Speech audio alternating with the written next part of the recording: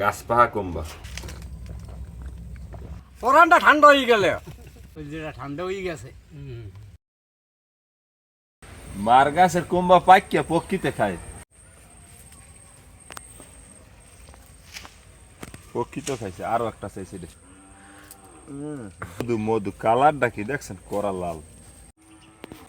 আজকে যে রোদ্দুরের তাপ অনেক তাপ আজকে কোম্বা দিয়ে শরবত বানাই লই যাবো শৈত কেকু লেগে খাইলে একাল কইজেরা ঠান্ডা হয়ে যাবে কোম্বা কাটতে নেব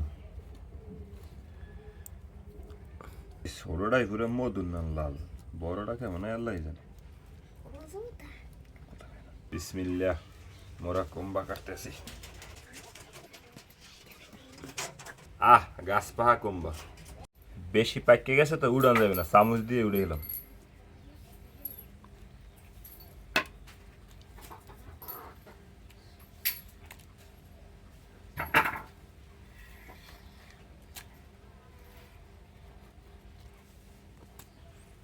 কোম্বা উড়ে নিয়ে শেষ প্রথমে কোম্বাটি ভ্যালেন্ডার করে নেব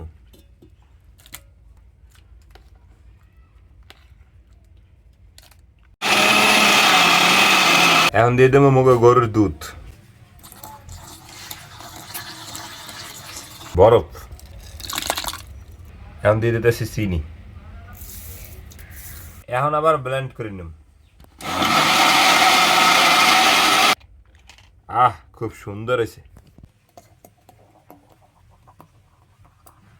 কোম্বার শরবত বানানো শেষ কাকুগুলো গিয়ে লই যাবো বিলে কাকুরা বই রো একাল বাড়ির খুলি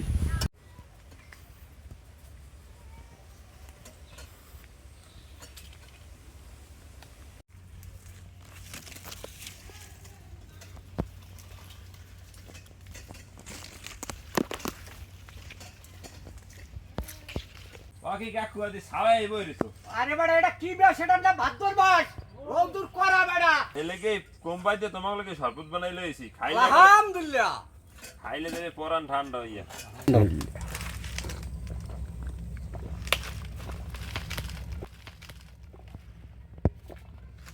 পরানটা ঠান্ডা হয়ে গেলে